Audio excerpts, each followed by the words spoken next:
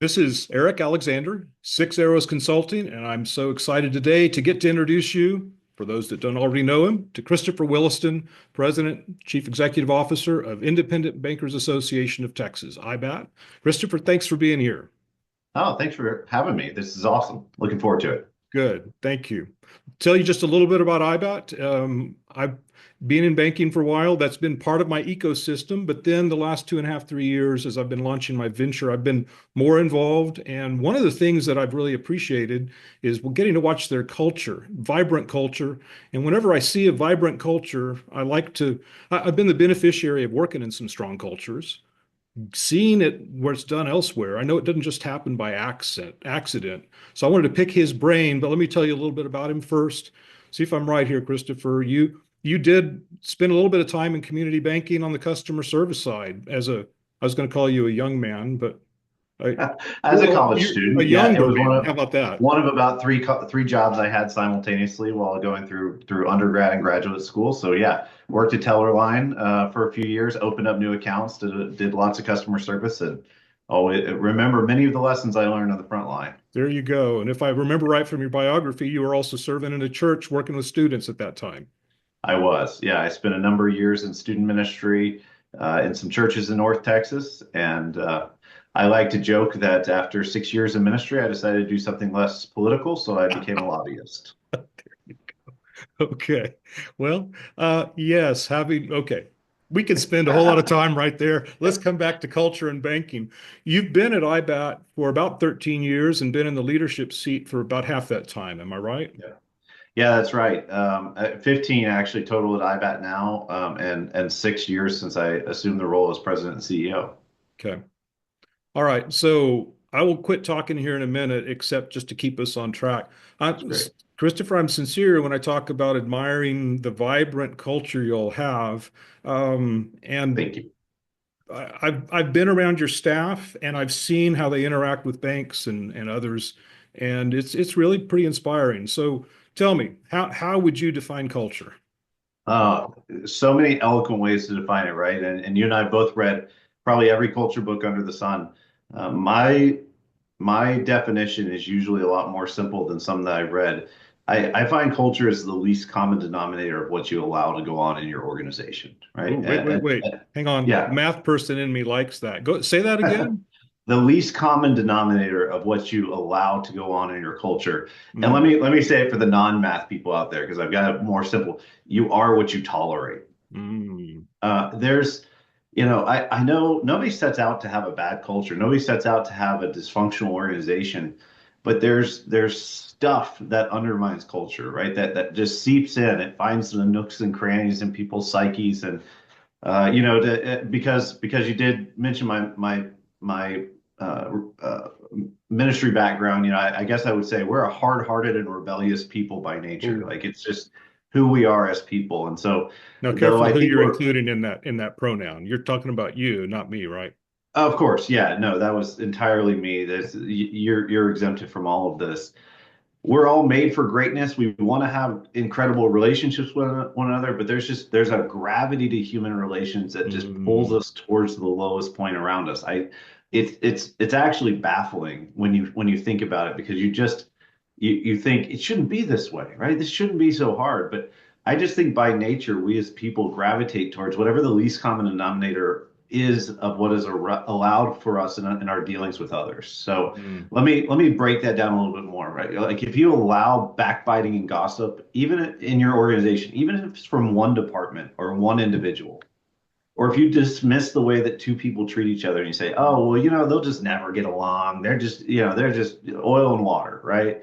Or or they're the those high two guys, performers, and we don't want to risk the performance. those are two high performers. They're just alpha males, right? You can't have two alpha males in one room. And so we make these excuses very often, but what we unwittingly do, I think, is send a message inside the entire organization that it's okay for people to interact that way, like Mm, that's acceptable, that the way that they go about their dealings with one another is all right by us as leaders. And unfortunately, I think those things take root inside an organization, and other mm, people will go test those limits in their own dealings with others. And if they're called out for it later, like you as a leader are told, well, you set that standard Right. by what you allowed. And so that's Mhm. where I say like culture like water runs downhill. Mhm. And so I think it's as we think about it, it's not just this grandiose, beautiful. It's like, what do you tolerate? Right. Wow. Okay. That's powerful and convicting. So I want to jump to the next question.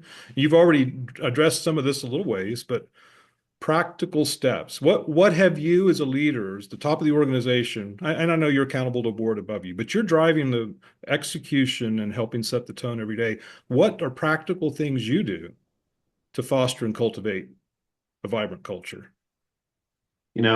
This is not revolutionary. It's probably been said in almost every conversation you've had is I think first you have to define the values that you are going to live by as an organization. That's your job as a leader to help define, right? People have to know what is expected of them. You have to point a flag in the ground.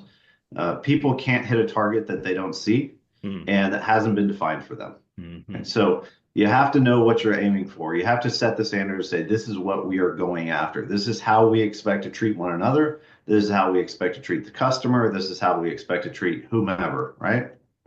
And then once that is set, there's this constancy that we have to be committed to. mm, Because once those posts of values are set in the ground, immediately everyone is going to watch you and especially senior management, but I would say even, anybody in a role of leadership, even in a lower management role, they're going to watch to see how serious you are about those values that you have defined. And if we allow them to be flaunted, mm, then what we've really told everyone is that they're not really that important. And it's sort of this again, hard-hearted people like people will go back and they'll make a joke about them, like, oh yeah, well look, we've got values that say you should not, and then suddenly it becomes the antithesis of what you intended it to be. right. It becomes something that people mock because they've Mm, seen and been told by actions you're not really committed to these things. So it takes this mm, sort of constancy. Like once you put those values out there, they have to be the North Star or else they become counterproductive. They undermine you as a leader, right? So you're defining values, you've got that constancy, that call to constancy to make sure that we're realigning ourselves back to those values on a consistent basis so that people know that they're important. And then I would say as a leader, the one of the most important things that we have to do is model a realignment. mm, Our job is intense as leaders, right. and we are scrutinized by the people that work for us, that the people we do business with all the time. But I say this, and I say it in a positive way, so I hope people don't hear this negatively, but no one should be scrutinizing us more than we scrutinize Mm, ourselves, that's right? good. That's We good. have we have in our mind the kind of leader that we want to be, the kind of man or woman that we want to be, right? And hopefully Mm, we've not only defined that for ourselves, but we've articulated that to our team. And as we're going about, when our head hits the pillow at night and we're reflecting on our day and the things we did well and the places that we fell short, I think we have to be the model of the kind of leaders that come back and say, you know what? I didn't hit my own standard. I dropped a ball yesterday. You guys know this is not who I wanted to be.